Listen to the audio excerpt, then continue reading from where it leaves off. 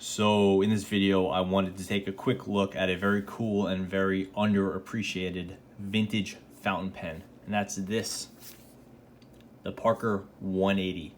So Parker gets a lot of attention for the Jotter and the 75 and a few other of the vintage pens, but not a lot of people talk about the 180, and I think that's really too bad because it's a very cool pen. It's most notable for this nib right here, and you can see it's a pointy scalpel-like nib. It's actually very interesting. It's a little bit menacing looking, but it is kind of historically quite interesting and worth knowing about if you like vintage fountain pens or Parkers or just pens in general.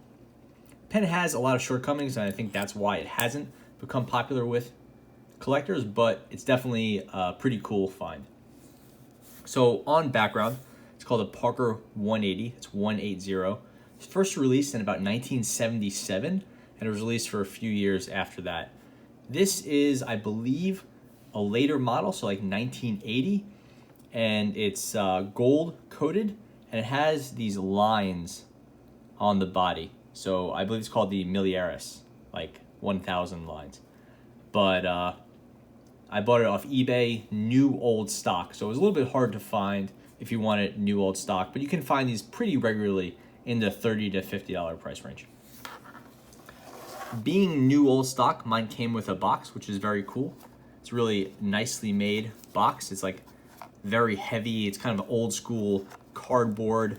This rim is metal, which is very interesting. You know, obviously it's a little beat up, which it's getting on 40 years old, but definitely a cool find.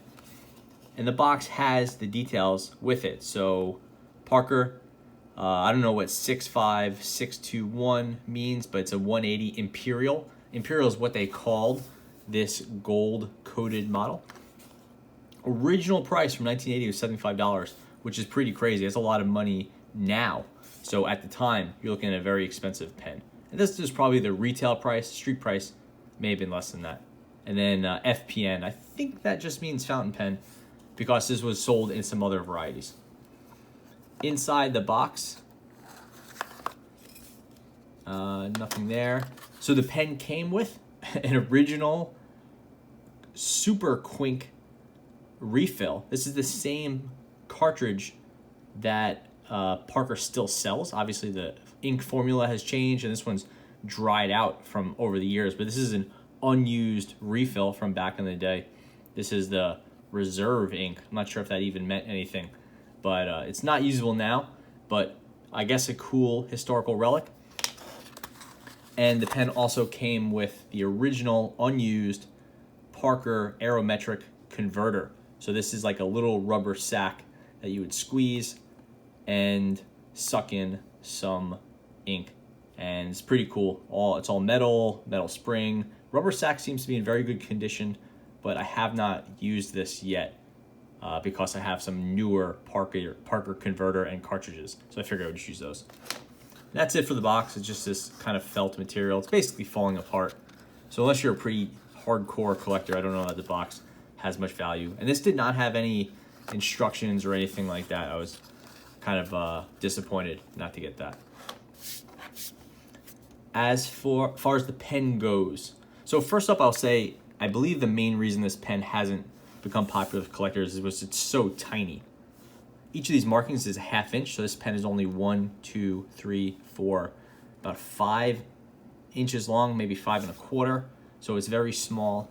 But the bigger difference is that it is super narrow. Check it out next to a Custom 74 from Pilot, which is a good size pen, but not a giant pen. It absolutely dwarfs the Parker 180.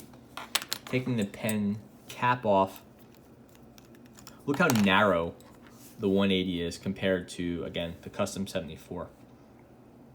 It's a much narrower pen. The Parker 180 is something like, I wrote it down, it starts off at 7.55 millimeters and it goes up to 8.7. So that's a tiny pen. So if you have even medium-sized hands, it's going to be a small pen, which is maybe not a huge problem, but it's something to keep in mind. So let's get into the pen itself now. Start with the cap.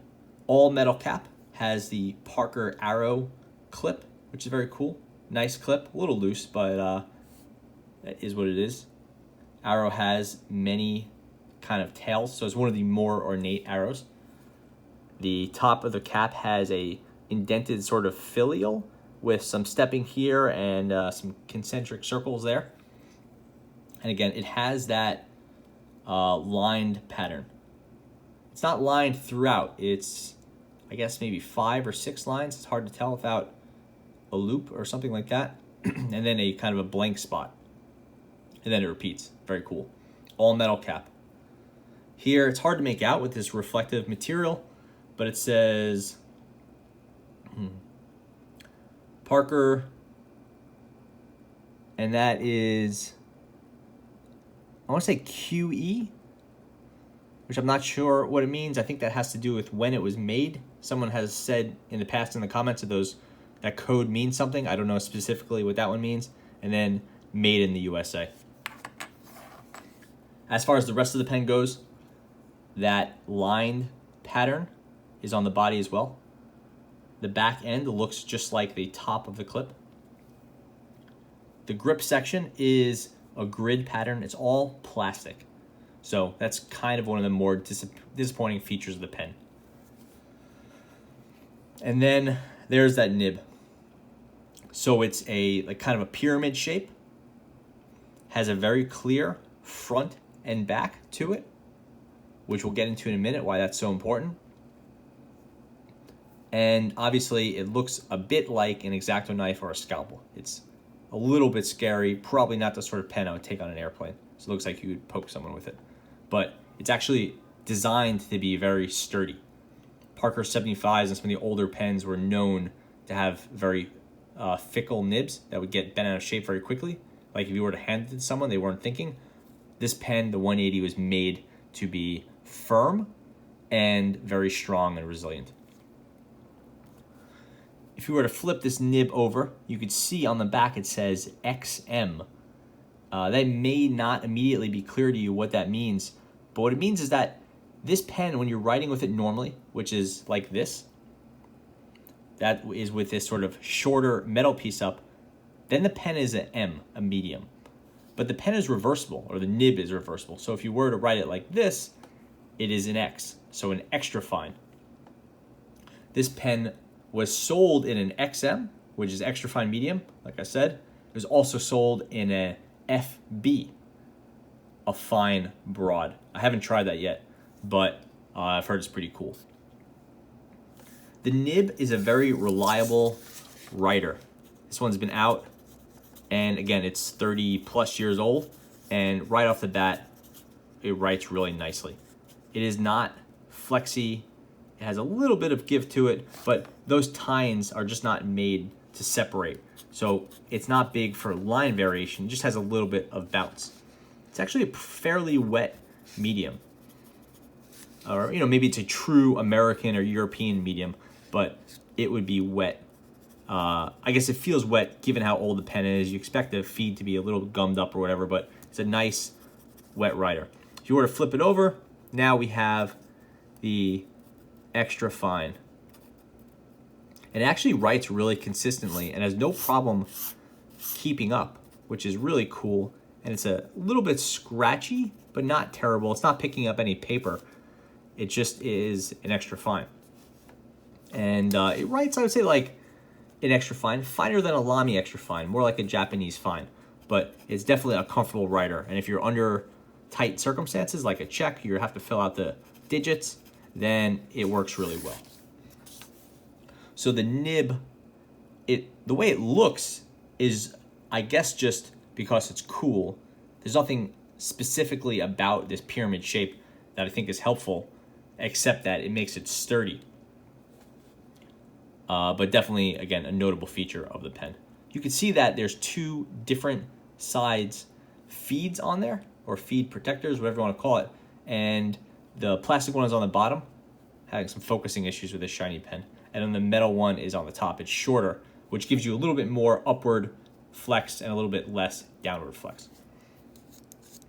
Taking the body off, you could see metal threading.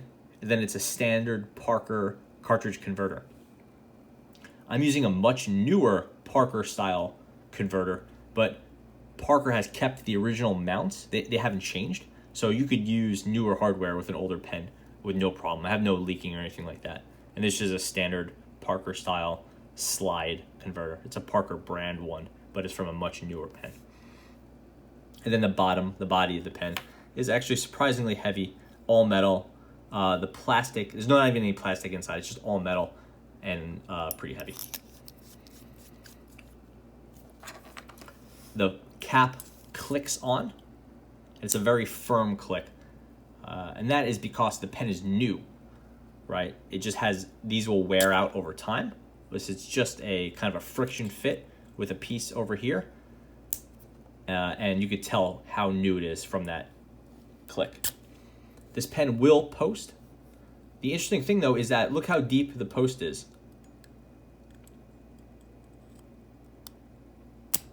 And then it kind of gets stuck. Almost every time it will get stuck right here, which there's a cup or something right around here.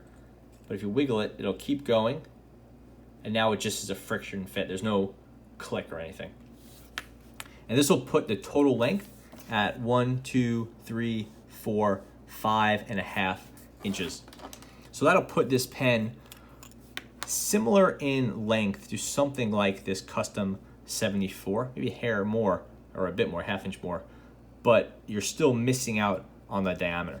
So posting will give you a nicely sized pen. It doesn't stay on that well, it stays on fine. But again, you're still stuck with that tiny, tiny diameter. An interesting thing about this pen was it was not sold as a woman's pen. It was sold as just a standard fountain pen for whoever. But it's sized in a smaller pen size, the way some Japanese pens are specifically sold towards the women's market. It's, that's becoming less and less rare, less and less common. But something like a Pilot Cavalier would have been sold or branded initially for women. So just to get through some of the notes, this is an extra fine. It's actually a 14K nib.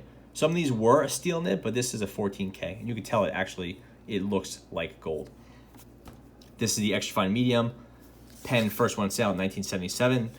And this 22 karat gold covered Imperial model had a 14K. It was 22 karat and it had a 14K nib, sold at $40 retail. Later on, by 1980, the price had been bumped up to $75. And that was kind of what I found through independent research online. And obviously, I could verify it with this right here. And that kind of covers it. I would say it's an interesting pen, a nice writer. The size really has killed it, which means you can get a good deal for it online. And it's fun to use, but it's not a pen you're going to want to write with all day. I have this one, I have some Pilot ink in this, and it's just really a nice writer. It's just going and going, and it always keeps up with me. It's relatively smooth. It's just fun to use. I just wish the pen was a little bit larger, which is too small for me. If you are looking for a new pen that uses this design, people have talked about the Hero 360. It has a 360 style nib like this. I don't think this was ever officially called a 360 nib, but the fact that it is reversible and it writes both ways is something Parker really marketed at the time. And when you flip it, it actually really does work and is a nice extra fine. It is fun to write with like this.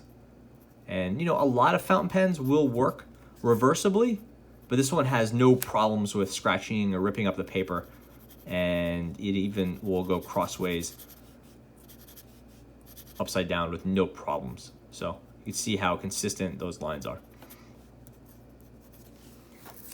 Anyway, this is the Parker 180. Very interesting, very collectible pen from yesteryear. Quite cool. If you take it out at a meeting or a pen show or whatever, I think people will be pretty impressed with it. But it definitely has some issues with the size. So that about covers it. Thanks for watching.